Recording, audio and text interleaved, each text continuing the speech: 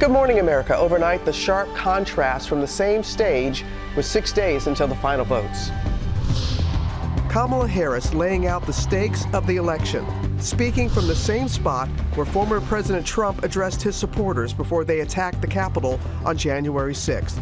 Her vision for the country, from abortion rights to housing costs and the economy. Harris's running mate, Tim Walz, joins us this morning. Donald Trump on damage control after a comedian at his Madison Square Garden rally called Puerto Rico a floating island of garbage. Now why Republicans are trying to seize on something President Biden said. New details on the arson attack against ballot boxes in the Pacific Northwest. What investigators discovered on the devices as authorities around the country take action to secure ballots and keep election workers safe. A family's search for answers 2 years after Shanquella Robinson's mysterious death at a resort in Mexico. Her family now suing the 6 people she was traveling with, as well as the FBI and Justice Department. Urgent search for a killer after a murder at an exclusive retreat in the Hamptons. Celebrating Terry Garr, star of Young Frankenstein, Tootsie. This is rage? I have a problem with anger. Mr. Mom, Friends, and more. I didn't want to make any noise! Then don't break in! This morning, how Lisa Kudrow, Mel Brooks, and Michael Keaton are remembering Terry Garr. Kids and screen time. The new CDC report on how much time they're spending on devices and its impact on mental health. And the Yankees survived. Breaks a ball, deep left field. Abubey with redemption. Hometown hero Anthony Volpe with a grand slam to keep the Yankees alive. So close to achieving his childhood dream. Can New York survive to pull off a miracle comeback? We know Jeter would be proud. Live in Times Square, this is Good Morning America. This is Good Morning America. There was a big crowd out at Yankee Stadium. There's a big crowd right out here in Times Square. They're here to see the K-pop group 17. That is in our last half hour. They've been here for hours. But how about the Yankees? Ooh, and there's a hidden tease in that song you just heard, Survive, I Will Survive. We have some news about Gloria Gaynor. That's in our next hour as well. But we begin with the race for the White House. The candidates are tearing through the battleground states in the final stretch. Vice President Harris hitting 3 today, North Carolina, Pennsylvania, and Wisconsin.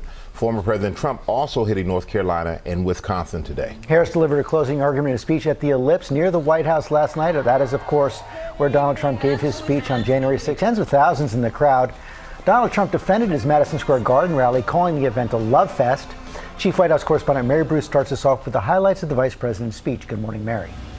George, good morning. Well, this was quite a scene last night. Kamala Harris making her final pitch before a crowd of 75,000 people, according to her campaign. And she framed this election as a fundamental choice, arguing Trump will bring more chaos and division. And she made an appeal to unity, urging Americans to stop pointing fingers and start locking arms. Good evening, America! Overnight, Vice President Kamala Harris making her closing argument before her largest crowd yet. This election is more than just a choice between 2 parties and 2 different candidates. It is a choice about whether we have a country rooted in freedom for every American or ruled by chaos and division. The location, no accident. Harris speaking at the exact same site where Donald Trump addressed his supporters before they attacked the Capitol on January 6th. We fight like hell, and if you don't fight like hell, you're not going to have a country anymore. Harris laying out the events of that day to argue Trump can't be trusted to hold office again. Donald Trump intends to use the United States military against American citizens who simply disagree with him. People he calls, quote, the enemy from within. America, this is not a candidate for president who is thinking about how to make your life better.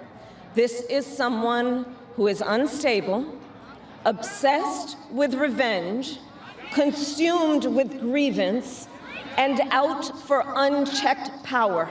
The vice president promising to take the country in a new direction. America, for too long, we have been consumed with too much division, chaos, and mutual distrust.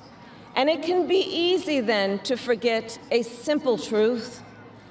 It doesn't have to be this way. From codifying abortion rights to tackling housing costs and high grocery prices, Harris arguing her economic plan would better serve working Americans. I will deliver tax cuts to working people and the middle class. I will make sure you have a chance not just to get by, but to get ahead. Well aware that she still has to convince skeptical voters, Harris tackling head-on one of her greatest vulnerabilities, immigration. And when I am president, we will quickly remove those who arrive here unlawfully, prosecute the cartels, and give Border Patrol the support they so desperately need. At the same time, we must acknowledge we are a nation of immigrants. And I will work with Congress to pass immigration reform. Harris pledging to be a president for all Americans. Unlike Donald Trump, I don't believe people who disagree with me are the enemy. He wants to put them in jail. I'll give them a seat at the table.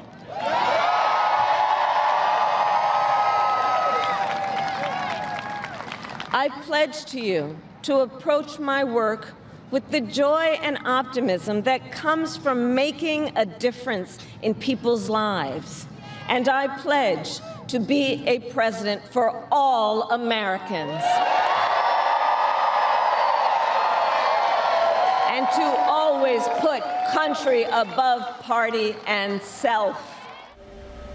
Harris will now take this message on the road as she crisscrosses the key states in this final sprint, today hitting 3 of them: Pennsylvania, North Carolina, and Wisconsin. Michael. Yeah, you said it, a sprint, Mary. Thank you so much for that. And we're going to turn to Rachel Scott in Pennsylvania for the latest on the Trump campaign. Good morning, Rachel.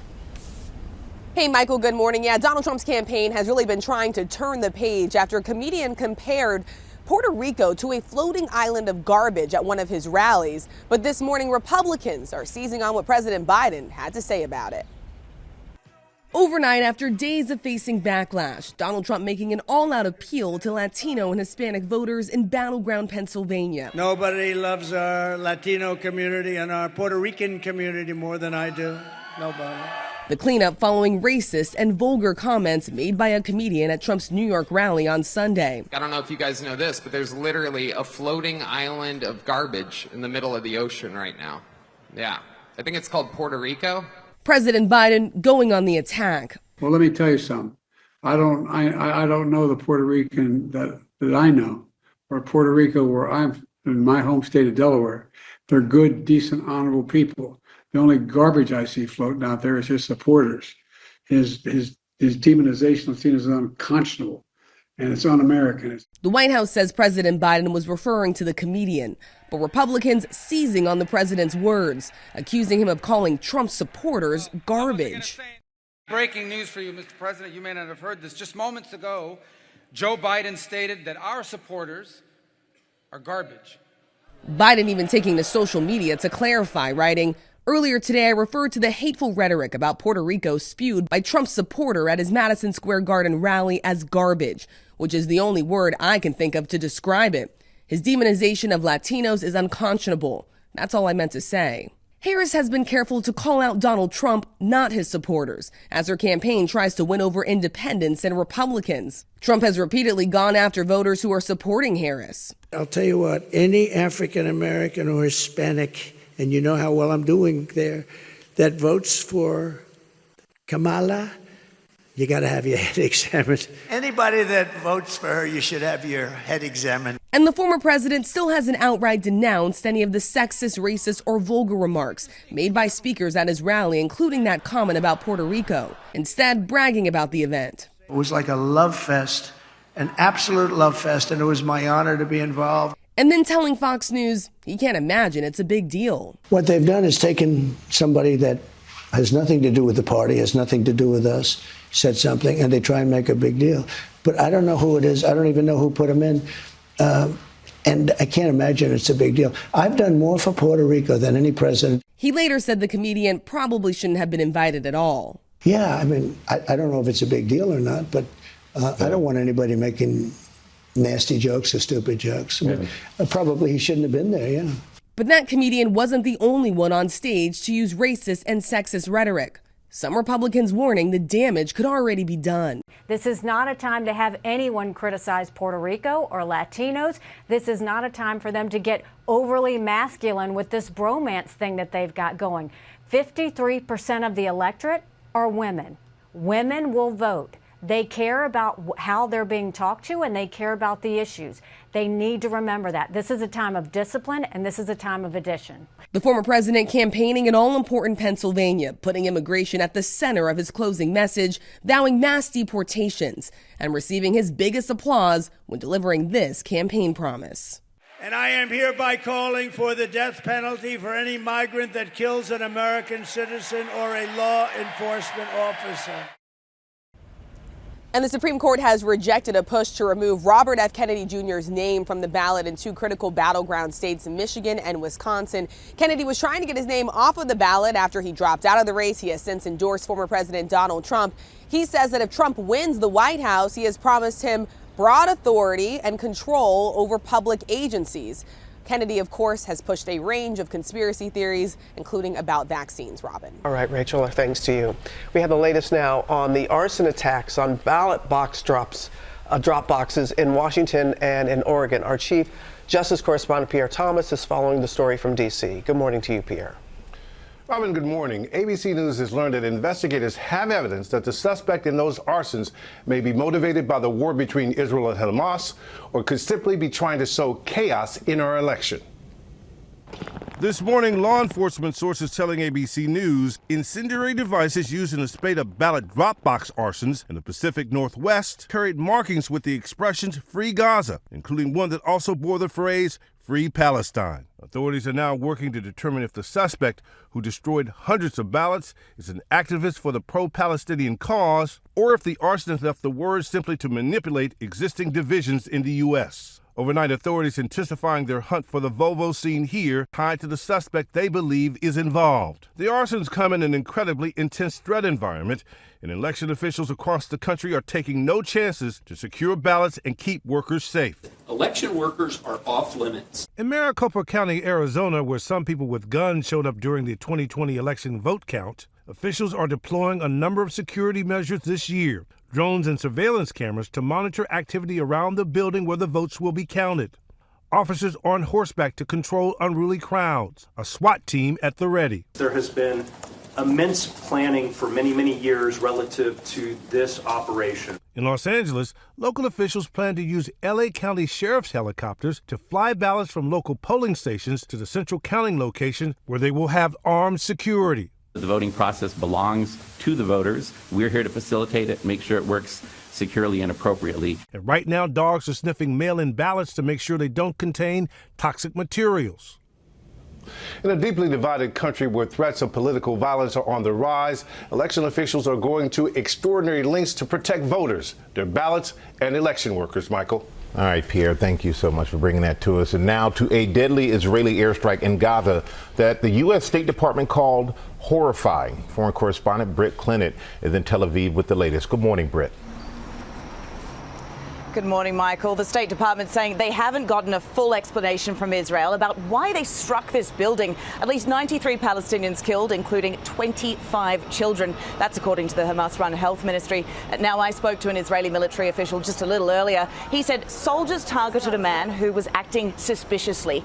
They claimed the IDF did not know that so many people were taking shelter in that building. Now, this strike, it comes just days before the end of a deadline set by the Biden administration for Israel to improve the conditions in North Gaza or risk losing future military aid. And Israel also facing international condemnation after the Israeli parliament voted to ban UNRWA. That's the UN aid agency operating inside Gaza and the West Bank. The State Department warning the ban could violate U.S. law. Guys? All right. Our thanks to you, Brett. We're going to shift gears now to the World Series. Yankees fans are dreaming of a miracle comeback after they avoided the sweep last night. Will is here with how a hometown hero gave New York a boost they really needed. He sure did, Robin. Good morning. Yes, they certainly did. Good morning, Anthony Volpe. Like Many kids growing up Yankee fans in the 2000s. Volpe idolized Derek Jeter. He wanted to play shortstop for the Yankees growing up around the New York area. Difference is he actually did it. And last night, Volpe did a Jeter impression. Talent, hustle, and heart on full display, helping the Yankees stay alive. Overnight, the New York Yankees avoiding a World Series sweep. Judge comes on. He's got it. And we've got a Game 5 in the Bronx. The Yankees dominating Game 4, 11-4 over the Dodgers. L.A. was off to a quick start again with this two-run home run from Freddie Freeman in the first inning. Freeman cracks one deep to right field. And gone again! The star slugger making history as the first player ever to homer in the first 4 games of the World Series. Things looking so grim for the Yankees, at one point a fan trying to snatch a ball out of Mookie Betts' glove, while the man next to him can clearly be seen holding the Dodgers right fielder's arm. This fan literally tries to take his glove off. The glove grabber was ejected to cheers from fans. The fan escorted outside the stadium. On the field, New York battling back, getting a jolt from their second-year shortstop, New Jersey native and lifelong Yankee fan Anthony Volpe, sending the Bronx into a frenzy with this third-inning grand slam. Deep left field, Volpe with redemption! The Yankees' bats coming alive for the first time all series.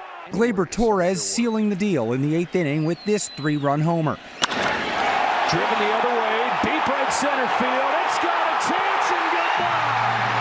And one final run driven in by Captain Aaron Judge, securing a win for the home team. It's 11 runs for the Yanks.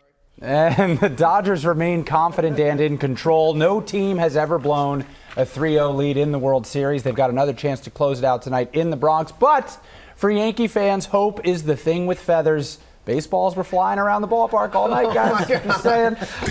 Can you exhale now? No, not at all. Down 3-1, but it's a great series now either way. There's a lot to root for. I know. We're rooting for this 84-year-old guy. Yes. You're going to bring that story. His daughter brought him to the World Series game. Yeah. That was such a hero as well. He a firefighter who moved to Florida from New York, but then came back after 9/11 and got to see his first World Series game. Great story coming up. Well, maybe the good luck charge. Bring him back. Bring him back. Hope you're still in town. Yeah. All right. Thank you, Will. Also ahead, we're celebrating actress Terry Garr, known for Tootsie, Young Frankenstein, Mr. Mom, and more. And the latest on the Menendez brothers. We're going to find out if they can get out of prison by Thanksgiving. Coming up, fans are so excited for K-pop sensation 17. They will perform right here in Times Square. Whew, they've been here early.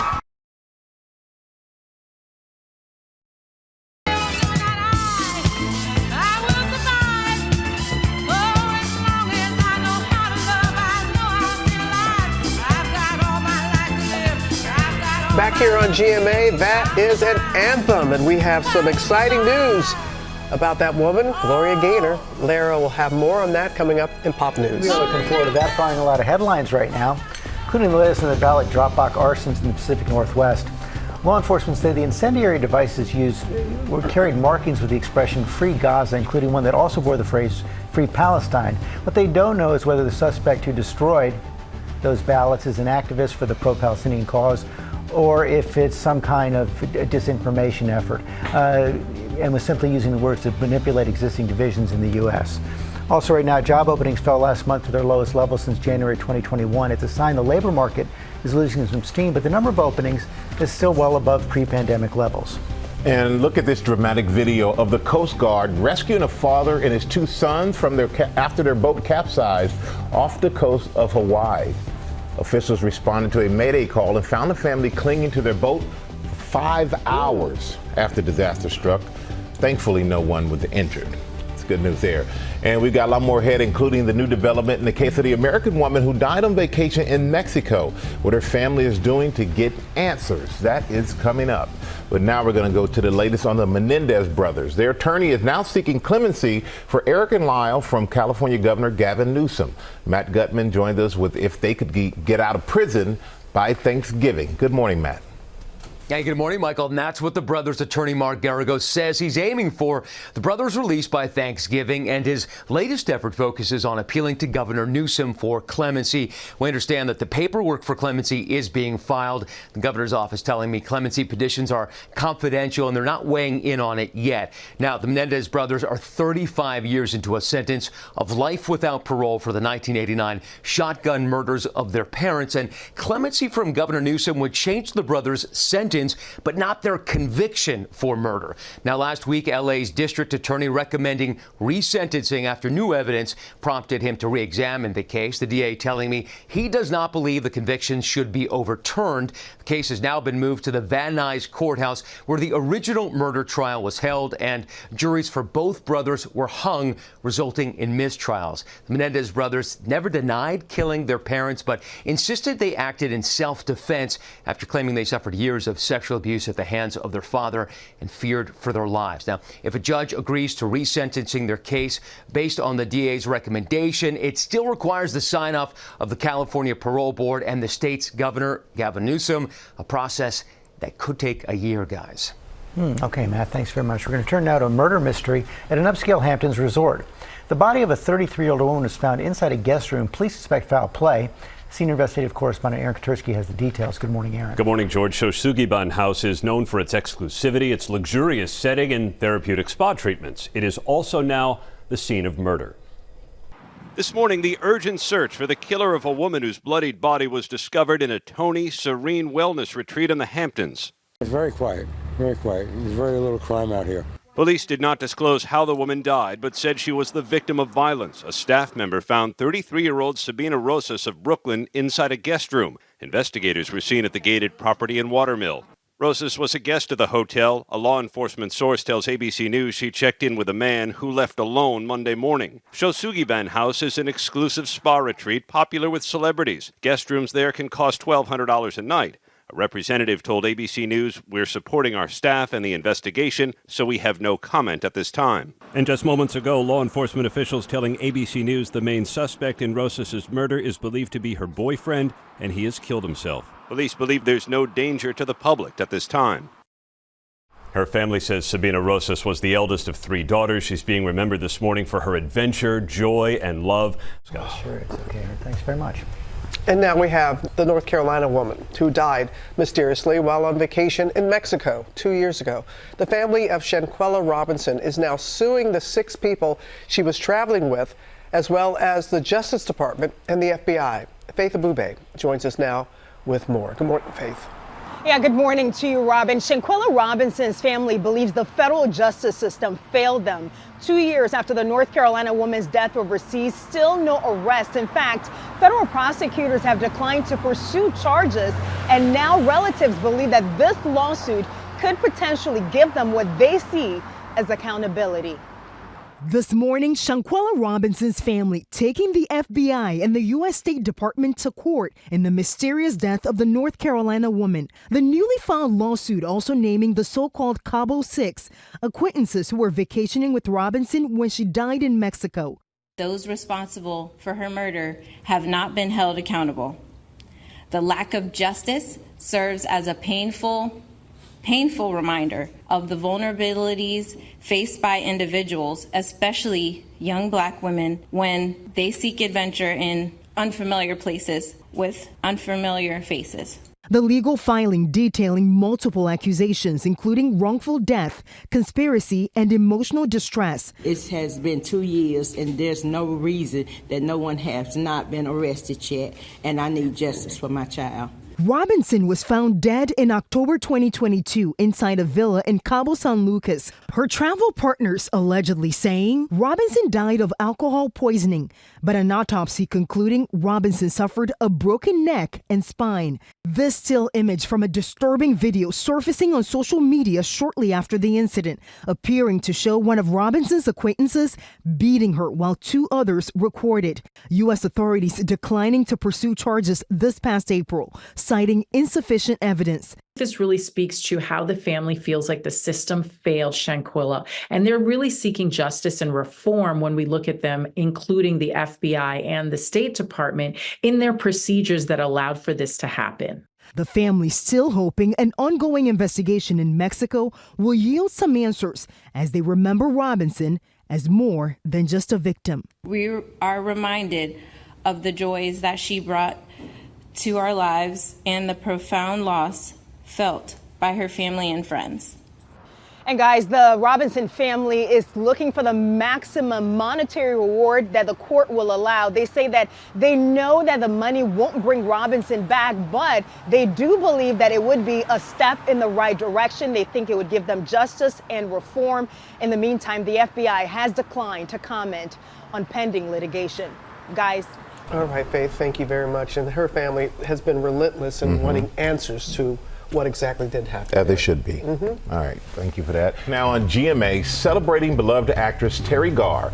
She had so many terrific performances, including Young Frankenstein, and Mel Brooks writing, "She was so talented and so funny," and remembering her humor and lively spirit. Valera is here with more on her legacy. Good morning, Lara. Good morning, Michael. What a career. Teri Garr started as a dancer performing with Elvis in Viva Las Vegas. She played the German lab assistant in Young Frankenstein. She stole our hearts alongside Dustin Hoffman's in Tootsie, and she turned out to be Phoebe's birth mother on Friends, just to name a few of her wonderful performances. Teri Garr's singular, authentic style bringing a sparkle every time she graced the screen. She was the comedic actor known for her roles in hit films like Young Frankenstein. Hello. Would you like to have a roll in the hay? Roll. And Close Encounters of the Third Kind. All right. Teri Garr, the legendary actress, passing away Tuesday morning at the age of 79 after a long battle with multiple sclerosis. Her trademark offbeat energy solidified her mark in Hollywood. Hi, kids. In some of the biggest classics of our time. You've been wearing this shirt around the house for about 2 weeks now. It can walk around by itself. Oscar nominated for her role opposite Dustin Hoffman in Tootsie. You're wrong, Dr. Brewster. I'm very proud of being a woman. Where am I? Oh. I don't know what you're playing. Well, I'm playing Rage. I'm enraged. You told me to turn the tables on him, and I'm playing Rage. This is Rage? I have a problem with anger.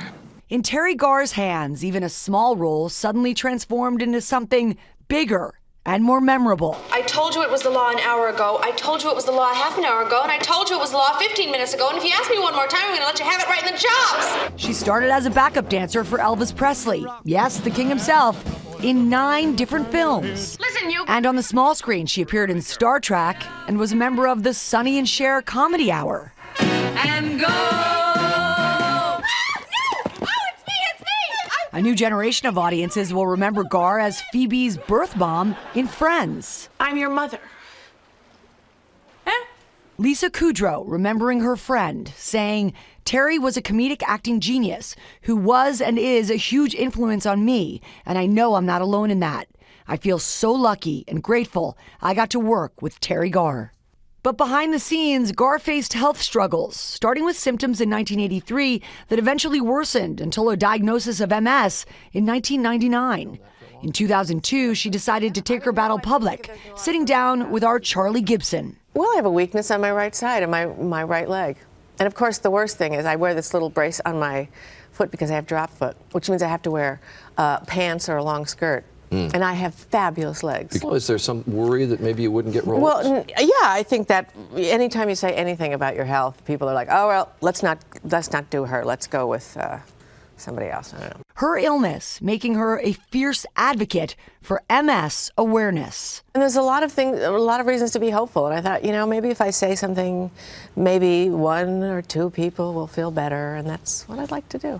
Amazing. So many stars sharing their love for Teri on social media, from co-stars to celebrities who were just fans. Her Mr. Mom co-star Michael Keaton saying something I did last night. Go back and watch her comedic work. Man, was she great. And man, she was great. Yeah, she really was. Thank you, Lara. Will Reeve is back with our play of the day. He gave us a preview. Such a sweet story. It's so nice, George. Hello again, everyone. The Yankees had to win Game 4 of the World Series last night, not just to avoid the sweep, but because they had a hero and lifelong fan in the building witnessing his first ever World Series game in person. Joe Ball is an 84-year-old retired New York City firefighter. He lives in Florida now. He actually came back from Florida to help after 9/11. And his daughter, Jamie DePaulo, lives near there too, and she posted on social media last week looking for some folks to donate a few bucks to buy tickets to Game 4. The response was overwhelming. Jamie revealed the surprise to her dad in this letter. Yesterday, with the help of many people, we purchased the tickets. Yo, boy, you're going to go to Game 4 of the World Series. Woo, indeed! And here they are at the game. Ta-da! Here's Dad at Yankee Stadium. And here he is inside taking it all in. He said, quote, "I'm here to honor all the dads who never got the chance to go to the World Series." And he's quite emotional here, as you can see, because it's 76 years after he attended his first Yankee game as a boy. Daughter Jamie telling GMA, quote, "I think for me personally, I just wanted to share with the world what a great man my dad is and to show that dreams don't have an expiration date. You can still be 84 years old and have your dreams come true." Oh my goodness. So it was wonderful how people rallied. Yeah. His daughter wanted that for him. Yeah. And she got it done for her dad, and then the Yankees got it done for her dad as well.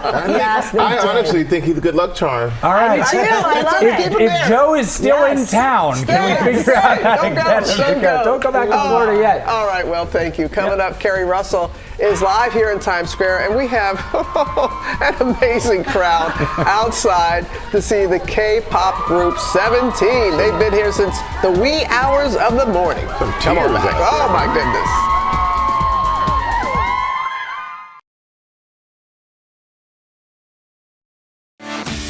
Good morning, America. It's 8 a.m. Vice President Harris's closing argument, laying out the stakes of the election, speaking from the same spot where former President Trump addressed his supporters before they attacked the Capitol on January 6th. This morning, Harris's running mate, Governor Tim Walz, joins us. 6 days until the final votes. Shawn Mendes getting personal on stage about his sexuality. Scary screen time data, the new CDC study connecting phones to anxiety or depression. 1 day to go until Halloween. Lori B has last-minute costumes perfect for the whole family. From Inside Out 2 to Beetlejuice. I'm going to make you so happy. And the scary good moves on the dance floor. Dancing with the Stars facing down their fears, including the first 10s of the season. Plus, a shocking elimination. And what the couple is telling us this morning as we say good morning, America. Live in Times Square, this is GMA. And live here in Times Square, K-pop sensation 17. They are here. Their fans are mighty excited. The crowd goes wild. Some have been waiting for hours to see them. Dark and early they got here. Well, the group will be performing their latest hit in their U.S. morning TV debut. And you will see it there at home coming up in our next hour. That feels like a regular morning when I walk in after you two. Everybody's already waiting. I get out the car and they're like, oh. Nice try. Nice try. Not buying it. Oh, boy. Well, we're excited about that. And just ahead, the new CDC study about kids and screen time. They may be on devices even more than you think. The alert for parents this morning. First look at the top stories breaking today. We start with the race for the White House. 6 days to go until the final votes. A few moments ago, I spoke with Kamala Harris's running mate, Tim Walz. Governor Walz, thank you for joining us. You know, last night, Vice President Harris said she would seek common ground with people who disagree with her, saying she's going to work with everyone. But how is she going to find common ground with people who supported Donald Trump, someone she calls a wannabe dictator and a petty tyrant? Well, good morning, George. Yeah, the vice president's rhetoric is the rhetoric that a president of the United States gives, one that understands we're all in this together, one that welcomes robust debate about the issues. I think we find common ground around the issues, lowering prices for Americans, making sure we're protecting their health care, making sure reproductive rights are something left to women and their doctors to make those decisions. And I think talking to them about the things that they're talking about at their kitchen table brings folks together. And she's pledged to make sure we bring those dissenting dissenting voices in. They're going to have a seat at the table because that's how we find real solutions. So I think that crowd in D.C. Got to witness what Americans are hungry for, a unifying president, one that wants to find solutions. The vice president was making that pledge last night, but Republicans have seized on those remarks from President Biden yesterday, where they say he was calling Trump supporters garbage. He says he was talking about the comedian. What's your response to that? Did it step on the vice president's message? Well, the president's clarified his remarks, but let's be very clear. The vice president and I have made it absolutely clear that we want everyone as a part of this. Donald Trump's divisive rhetoric is what needs to end. He called this a garbage country and continues on from the enemy within. What you heard Vice President Harris say and what I say is there's a place for all of us here. And I think that's the one. She's running for president. She's making the message. And she delivered that speech on the ellipse that showed what we can be as a country. So I think America knows the direction we're going. She's laid out a new way forward, and that's what we're going to do for the next 6 days and then the next 8 years after that. We saw Nikki Haley say that the Trump campaign has to start focusing on women, give up this macho stuff. But we also heard the vice president the other day concede to Governor Whitmer there in Michigan that you're having trouble making up ground with men. How do you do it? Well, we're all talking to him. I think folks are still undecided. We go again back to those kitchen table issues. Men care about the lives of the women they love in their lives, and they do care about the issue on reproductive care. They also want to make sure that manufacturing jobs are coming back to Michigan. They want to make sure that their kids are safe in schools from gun violence. Men are no different than women in this, that they want to live safe and secure lives. They want an opportunity to thrive. That's why Vice President Harris has laid out an opportunity agenda, one that actually deals with these issues rather than dividing us. You and Vice President Harris have continually said that you all are the underdogs in this campaign. Are you behind right now? We're winning this thing, George. I'm down here in Charlotte. I was over in Columbus, Georgia last evening. There's energy out there. People are ready. I've done this long enough to go. These things are won at the end. We're not taking anything for granted. We're talking to voters across this country, every corner, trying to address their issues that they have and show them this positive vision. There's joy, there's happiness, and there's the idea that America's back to solve these issues. So we know it's going to be close, but we're going to win this thing. We've got the better ground game. We've got the excitement. We've got the momentum on our side. What's your biggest concern with just 6 days to go, and are you confident there's going to be a clear result next week? There'll be a clear result. My biggest concern is that Donald Trump has brought up a pessimism to folks, that folks don't believe that their vote matters. Those votes do matter. Your vote, get out there. Make sure you participate in this democracy. I think you're going to see Donald Trump continue to spiral downward in this really difficult and hateful rhetoric. We saw our fellow citizens in Puerto Rico have to endure this. We've seen it in Ohio with folks. That's what's going to end. So I think for me, it's for us to get out there to show them an optimistic, better way, an American way forward. And so that's let's just get this done for 6 days. Governor Walz, thanks for your time this morning. Thanks, George. And coming up on our GMA Morning Menu, Shawn Mendes gets personal on the concert stage. Grammy nominee addressed questions about his sexuality. Also had Lori B is back in her lab, showing us how to make last-minute Halloween costumes that kids and adults will love. Plus, Keri Russell is here. She tells us about the new season of the suspenseful show, The Diplomat. And Lara is with a special guest. Hey, Lara. I am so excited. Millie's back. We've got fall fixes for your house. The warm and cozy additions that you need for the chilly weather, right? We're just going to do that. Yes, let's just do that. We're just going to snuggle. Stay with us on GMA.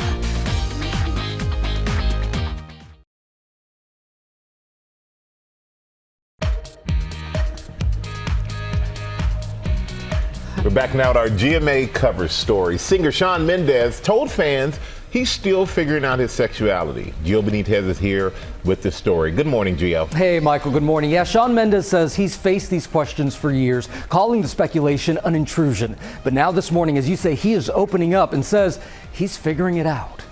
I just want to be able to be closer to everyone and just kind of be in my truth. And this morning, Shawn Mendes opening up to his fans at his latest show about his sexuality. The real truth about my life and my sexuality is that, man, I'm just figuring it out like everyone. While performing at the Red Rocks Amphitheater on Monday evening, Mendes sharing this special moment with his fans, performing a new song, The Mountain, from his upcoming album, Shawn. Say I like girls or boys, whatever fits your mold. The crowd erupting in cheers.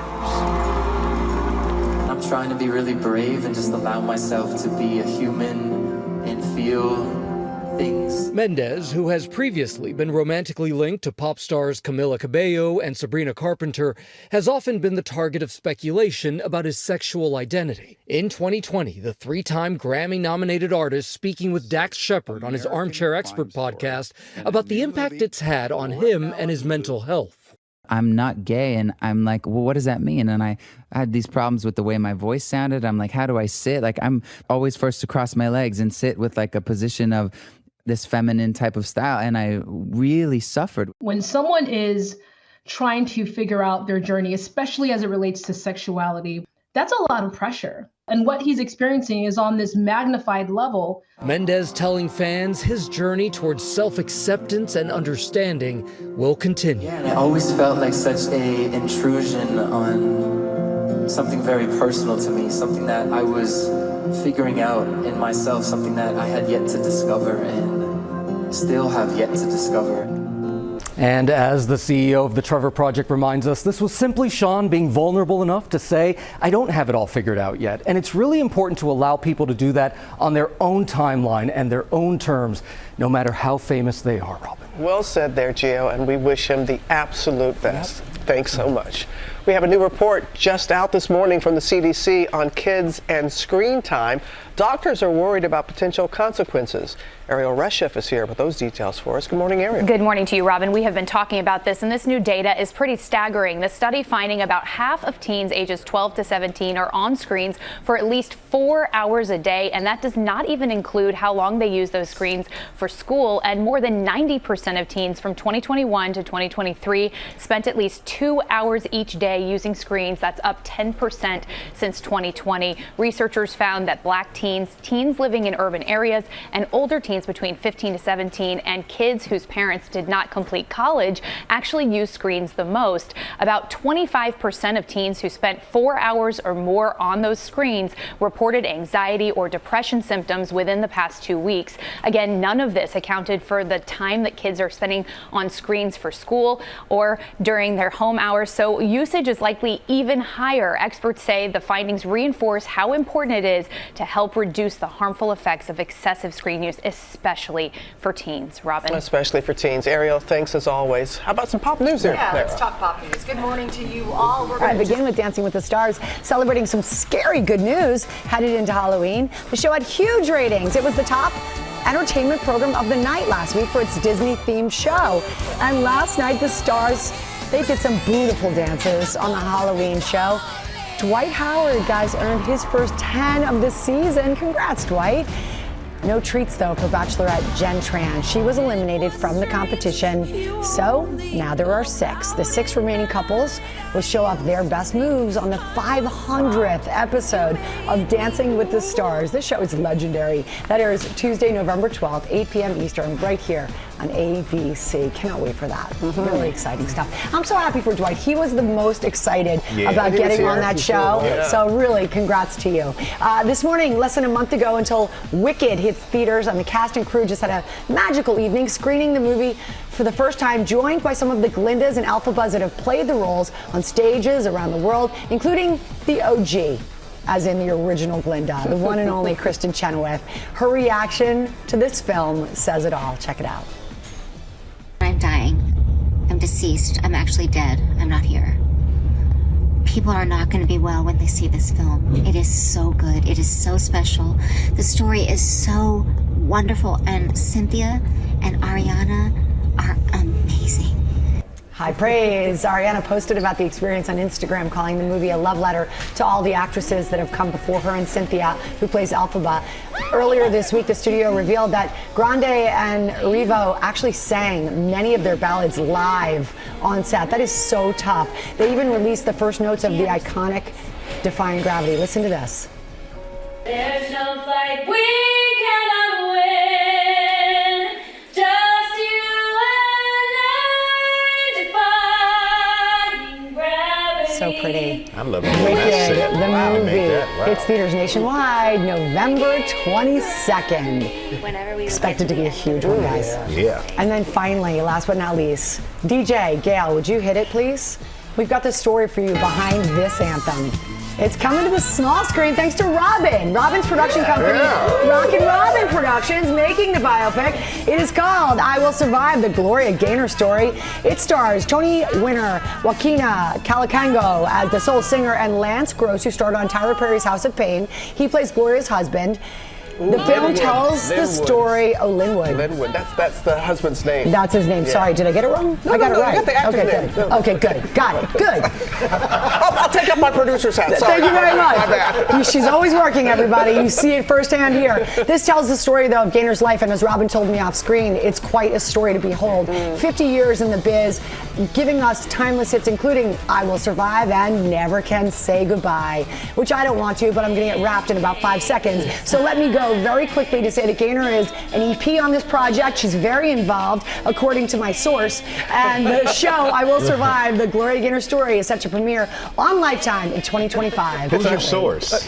I can't reveal. I'm an investigative reporter. Thank you. I learned that from you. I'm very grateful to Lifetime. Third movie that I've done with Lifetime. Very Awesome. grateful. Congratulations. Thank you very much. And to Gloria. It is day 3 of our Halloween series. Lori's Laboratory and GMA Lifestyle contributor Lori Bergamato is back with some scary, good, last-minute costume ideas from this year's top movies.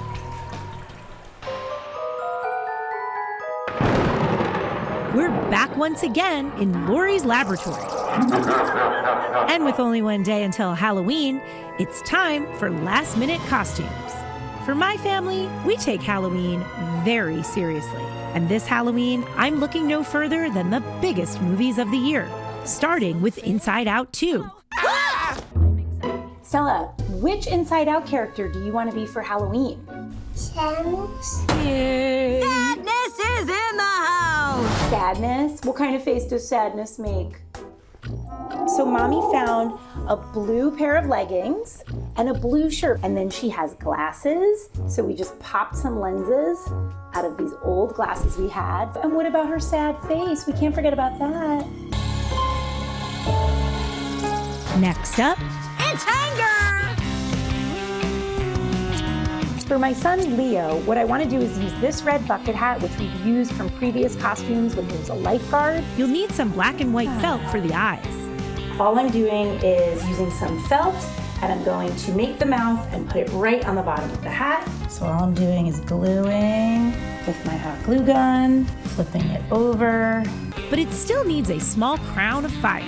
Use pipe cleaners and bright colored felt for the flames. Let's see how it's gonna look. A couple more touches, and I wasn't going to leave out my other half. I'm gonna make you so happy. Nick and I are going to dress up as characters from the film Beetlejuice, Beetlejuice. For my husband's costume, I found this inexpensive black suit of his, and I'm about to transform it into Beetlejuice. All I'm doing is adding white duct tape to a black suit. Really easy. Cut and tuck. Beetlejuice is supposed to look a little disheveled on purpose. So if it's not exactly perfect. So how did my experiment turn out? This Halloween, It's showtime.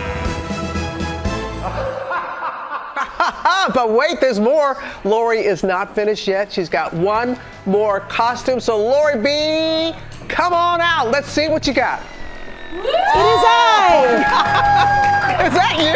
It is I, Lady Deadpool. Oh my God. So really easy, Robin. Great if you have last minute, you don't have anything. It's just red workout gear, a ski mask, some creatively placed felt, duct tape, and then we used some candy to decorate it with. Who needs ammunition when you've got some chocolate bars? So really fun and happy Halloween. Yes. A day early, but we can celebrate all week. Oh, I knew there was something when you had the red lips. I knew something was Getting in character. But you know what? That looks fantastic. Thank you, and super inexpensive as well. Even a bonus here. All right. Appreciate you, Lori B. Anytime. Michael, top that. I love that. That looks great. Great job, Lori. Really enjoyed that. And it's day 2 of our new series, Fall Fixes, and lifestyle expert Millie Almodovar is back with seasonal solutions for chilly fall days. All these products are shoppable on our website. And Millie, we all love a cup of coffee, a cup of tea, but the problem is sometimes you get a little bit busy and it cools down. I know, How do you keep it warm? You come back to it and it's cold. Okay, so enter, it's the Ember Smart Mug, starts at $87.99, okay? This will keep your coffee warm up to an hour and a half. Really? Yes, goes from 120 to 145 degrees. How do you like your coffee? I like it hot. Yeah, I'm a 145 degree girl Yeah, too. hot. Yeah, and the really cool thing too is you don't have to worry about keeping it on because it has a sleep mode. And you know what's really cool? You can use an app. You can use it. How'd you know? Because you know, I There know my you stuff. go. I know Yes, my stuff. you can use it with an app, so you can control all the settings from an app. Starts at $87.99, but let me tell you, a warm cup of coffee is It's worth it. priceless. It's priceless. I agree. All Okay. right, we all got these ash-filled candles that you get, and you're like, what do I do? Soot-stained candles, but soot, it also can mess up your furniture. It can stain your furniture, right? So this is the solution. It is a candle warmer. Starts at $32.99. Now, why do I like this? It uses a halogen bulb to melt the candle evenly, so the fragrance lasts much longer when using this. Yeah, it's also adjustable. It also has an auto timer, so you can set it on, and just forget about it. And you can't do that if you're burning the candle, because if you set it on and forget it, Molly, you in danger, girl. Yeah, you in danger for sure. All right, temperature drops, humidity drops. Yes, the dry hair. That's a big. I worry about dry hair. Yes, you want dry air. Oh, dry air. Yeah. So you air's all the same. So you want this warm and cool humidifier. First of all, I absolutely love it because, again, it works with an app. You can control everything from an app. The settings. You can even monitor the humidity levels from the app. It also has a patented hybrid mist technology, so it makes sure that the humidity levels in your house are absolutely even. Has a sleep mode. Are you a light sleeper? I am. Yeah, so it has a sleep mode, so it turns off the lights and everything, and it's under 28 decibels. Are you a plant person? Yeah, I like green. Okay, well, it has a plant mode for you. Oh. Okay. There's a plant mode? Yeah, it has a plant mode for your plants. And if you're an essential oil girl like I am, has an essential oil mode. Oh, it's got too. everything. It's got everything. And then once you get all that set up, you want a little cozy blanket. Yeah, you want so a why little. do you like this one? Right. So this is the Hammock Slimmer. It's the heated. Oh, it's warm. It's the heated weighted blanket. So it has 13 pounds of non-toxic micro glass beads that ensures that this feels like a hug when you put it on. Yeah. It's also it's 13 pounds. It's weighted. Has cozy Sherpa on one side. Just feels like, and then it has a 9-foot cord, so you literally can put it anywhere. Yeah. All right. So this keeps you warm in the bed. What about if you got cold head? This might be cool for you because it's football season. You're going to be out more. Yeah. So this is the electric hand warmer. Starts at $32.99. It's an electric hand warmer. It goes up to 135 degrees, but I don't think you need 135 degrees. No, I don't like my hands warm like my coffee. 15-hour battery life on this, but you know what's really cool? Not only is it a hand warmer, it is also a power bank, so you can charge your phones on this as well. You're keeping warm, charging your phones. It has everything. You got the whole studio excited with that one. Yes. Hey. Okay, so then you have the Conair fabric shaver. If your sweaters or your furniture are looking a little worn out from lint, fuzz, or pilling, we've got the solution for you. This is the Conair fabric shaver. Do you want to hold it? Yeah. Yeah. So it's really great. It has 3 depth settings, so you can use it from your delicate sweaters to your turn it on, Michael. No, I know. You can use it from your delicate sweaters to your furniture. Has easy grip handles, battery charger, so you can take it with you anywhere when you're traveling. Super convenient. You know what? I'm gonna take one of these home today. Yeah, what are you taking home? I'm taking a lot of it, all of it actually. Okay. And you know who's gonna be here? Keri Russell. When we Oh come my back. God! Yeah. Thank you, Millie. Welcome back to GMA, live from Times Square. We do welcome you back to GMA. Our next guest is known for her leading roles in Felicity and The Americans. Now she is back for the new season of the political thriller, The Diplomat. Please welcome Keri Russell. Good morning. You have a lot of fans here. You know that. And there are a lot of fans of The Diplomat. Here you are. Season 2 isn't even out yet. You've already been renewed for season 3. It's true. Congratulations Thank for you that. very much. Thank you. What do you enjoy about playing your character, Kate? So many things. I mean, the writing, Deborah Kahn, who created our show, it's such, I just love it. I love the specificity of, it is a political show, but it's kind of a peek behind what really happens and goes on in the State Department, and we truly mean it to be a love letter to the State Department. It's fictional, it's silly, it's ridiculous, but it is a love letter to the State Department and everything that they do, which is enormous for hardly any recognition. But what I love about it is the character. She's just such a mess and foul-mouthed, and it's just super fun to play. Yeah. Fictional, silly, ridiculous. What can we expect in season 2? A lot more of that. So we're still solving, who bombed this carrier, the British carrier. But I think more of it is about, geopolitics, and we tend to blame the certain regular customers, and I think season 2 is kind of about looking within, that maybe the call is coming from inside the house a little closer. But all the same fun stuff. But you have a big addition to the cast, Allison Janney. Sure do. You're going to play U.S. The Vice President Grace Penn. Yep. It looks like you two had a lot of fun shooting this. We had, come on, Allison Janney, class act. She's everything you want her to be. She is funny, she is smart. We would go have the best boozy dinners.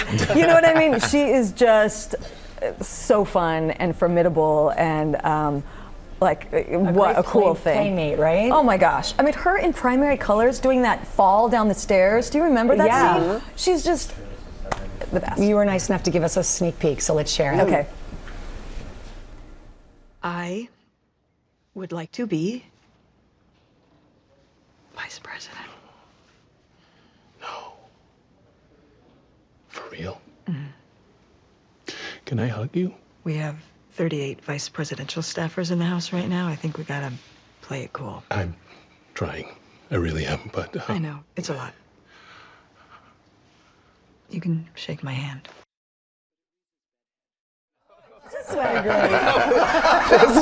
But you did dive into the political world, right? We did. I mean, we're fans, and this show, the people are putting up with us for the most part, I hope. But yeah, we get to, I've been hanging out with real ambassador Jane Hartley, who's the real ambassador in London, and who's incredible and classy, and we go to dinners, and Secretary of State Antony Blinken stopped by. We've had some showy people stop by and humor us. I wanted, you have a lot of fans from a little show called Felicity. I'm going to roll back the clock. I cannot believe it was 25 years ago that show had its pilot air. Wow. And you've said that show really did it for you, that you fell in love head over heels with acting because of Felicity. Well, I think that was, that was a long time ago. I think it was the first time that I experienced really good writing, and J.J. Abrams, who wrote that. Yeah. I was like, oh, this is what good writing is, and it's like reading a good book, and I think that was my entrance to, I was on the Mickey Mouse Club before. I was just like showing up, doing my thing. But I was learning what it was when it was good, and that helped me. Yeah. It's all so good. We're so excited for this season 2 of the I'm excited for 2, and I know I got 3 coming. So it's even better. It's even better. I can't even wait for it. It's so much better. They give you sneak peeks. We're shooting it. We're filming it right now. Wow. So it's really, really good. Really good. Now that's a tease. What a blessing. Hey, Keri, thank you so much. Thank you for having me. You're such a joy to have around here. Thank you so much. And you do. You have a lot of fans here. A lot of fans here. Season 2 of The Diplomat premieres tomorrow on Netflix.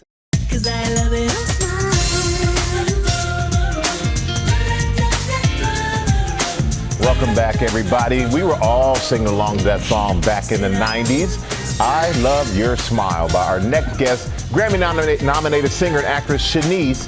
And she is on stage right now, appearing in 44, the musical about Barack Obama, but she's here this morning for a very different reason. She was diagnosed with breast cancer in June, and now she is here to share her story. Shanice, thank you for being here. Thank you so much for having me. It's great to have you. So We're going to start back in March. Yes. Back in March, you felt a lump in your breast and you went in for a mammogram, which is something that you've been putting off for quite a while. Yeah, so 8 years ago, they thought they saw something because I have dense breasts, and so every time I get, go for my test, they have to test me several times because my breast, was so dense.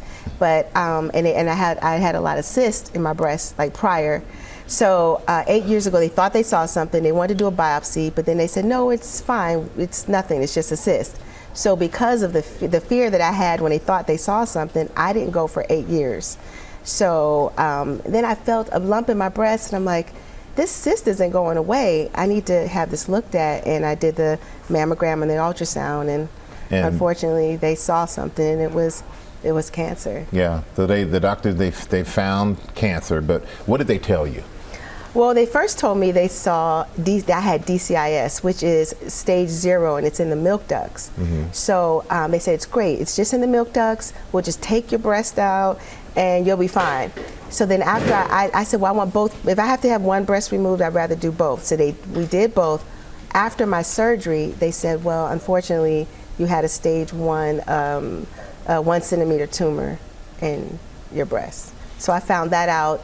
Actually, the end of May is when I had my surgery.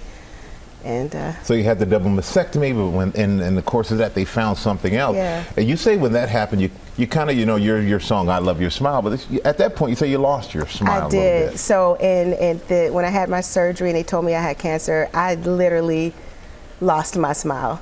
And but I wanted to come on the show to encourage women that you have to keep smiling, I got my smile back. Good, thank goodness. And I just want to tell women how important it is to get your mammograms and get your ultrasounds like yearly. If I would have gone, sooner, I could have caught it when it was just at stage 0. So, I just want to encourage women to do that. And I want to give a shout out to City of Hope. They did my surgery, Veronica Jones, Dr. Lee at City of Hope in Duarte. The great thing is that they removed my breast, but they were able to put in implants at the same time, so that was great. And I love that you're here to share this story because disproportionately this affects Black women. And so I think for you being here and having them see you go through this, hopefully would encourage more of them to go get checked instead of, as you said, the fear kept you away. The fear did, yeah. And I just want to tell women out there that, put that fear aside. If you, get checked early, you can beat this thing. It's not a death sentence. If you can just get there early, you'll live. So, and I got to give a shout out to my husband because the family support system from the family is the biggest thing. And I know your husband really well, and he loves you. He loves you, and your family supported you, and that's another message. Yes, I had the support of my family. So Flex, after my surgery, he helped me, clear out my drains, and he gave me helped me take my showers. He made my meals. My kids were very supportive. My mom was there. I had all my prayer warriors praying for me. So yeah. And I love what Robin said earlier when she said you were coming on the show. She goes, she's thriving. Yes, but we're happy that you're here sharing this story. I think you're going to help a lot of women out there who may be hesitant about going to see their doctors. Yes, and I want to say that I want everybody to keep their smile. I have a lipstick line called Smile by Shanice, and I want women to support it because I just I want to keep a smile on everyone's faces. Well, we're smiling that you're here and sharing this. So, Shanice, thank you. Thank you so much. Really appreciate you being here. At our GMA Book Club pick for November, The Blue Hour by Paula Hawkins, the #1 New York Times bestselling author who wrote The Girl on the Train. Elizabeth Schulze sat down with her to talk about it. Good morning, Elizabeth. Hey, good morning, George. Paula Hawkins told us that she wrote The Blue Hour with the intention of surprising readers all along the way, and she did not disappoint. This is a true thriller, takes you on a roller coaster of dark twists and turns, and an ending that will leave you shivering. A mystery is unfolding on the mysterious Aris Island in Paula Hawkins' The Blue Hour. It's an island that's cut off from the mainland when the tide comes in. It's just such a fantastic location for a novel. You could get trapped there. You could want to get there and not be able to. But I was also really intrigued by what kind of person would choose to live in a house on an island like that. A bone has been discovered in a sculpture by the late artist Vanessa Chapman.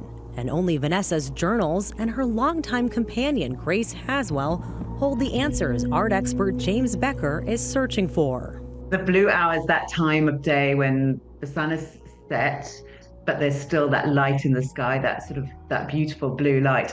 It's also a time at which you might easily be able to mistake one thing for another because that light is not clear. And that's so much what this novel is about. It's about seeing someone or failing to see someone, mistaking an enemy for a friend for an enemy. Hawkins sculpting a page-turner about legacy, power, and devotions, leaving readers on edge. Some comparisons of this book are being made to Agatha Christie. How do you feel about that, being compared to a legend like that? You know, Agatha Christie was probably she was the first crime novelist I ever read. So she holds a very dear place in my heart. So it's extraordinary to be talked about in those terms. Did you intend to leave the reader guessing really up until that very last page? Oh yeah, I did. The final pages haunting even Hawkins. You know, I didn't know when I was writing it exactly how it was going to play out at the end. And it was a difficult ending for me because I was quite cut up about it too. But this feels right. This feels the way the story is going. And that is the way the book has to end. Hawkins' first novel, The Girl on the Train, became a big screen success, starring actress Emily Blunt. And The Blue Hour seems destined for the Hollywood treatment. This novel feels like it should be on the big screen. Do you hope to see it in theaters someday? I would love to see this book adapted because I think it is a really cinematic story because of that setting. There are no concrete plans as far as I know just yet, but fingers crossed. Okay, truly, the last few pages of this book are still haunting me, and that is not just because it's the day before Halloween. It's just one of those stories where you escape into another world, and when you get to the end, you're like, I have to talk to somebody about this.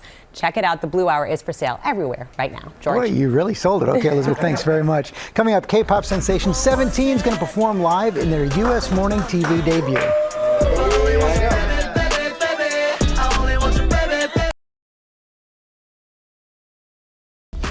And we're back now with the K-pop group 17. Their new single, Love, Money, Fame, already has 37 million views on YouTube alone. And right now, they're going to perform it right here in their first U.S. morning TV appearance. Guys, take it away.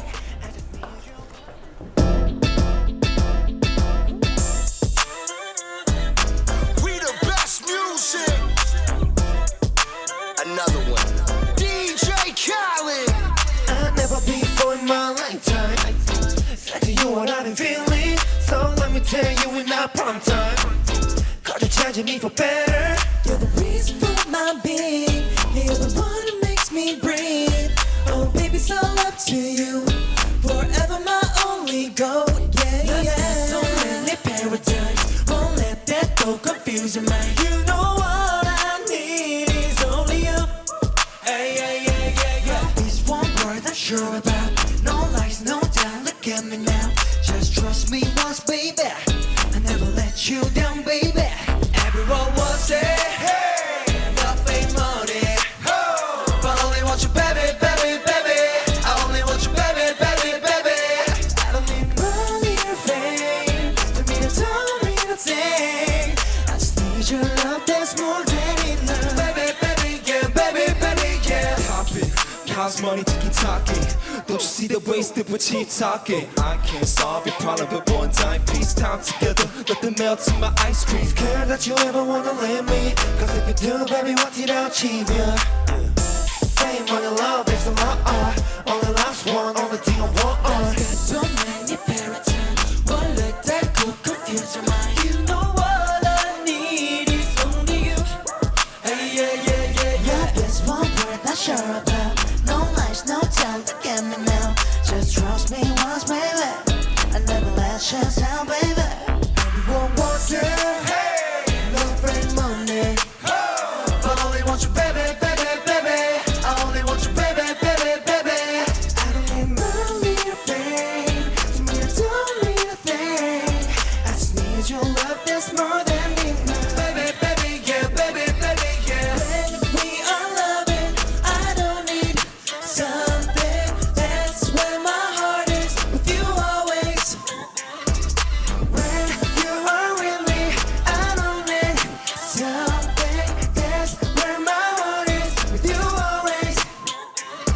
Everyone wants it. Love and money. But I only want you, baby, baby, baby. I only want you, baby, baby, baby. I don't need money or fame. To me, that don't mean a thing.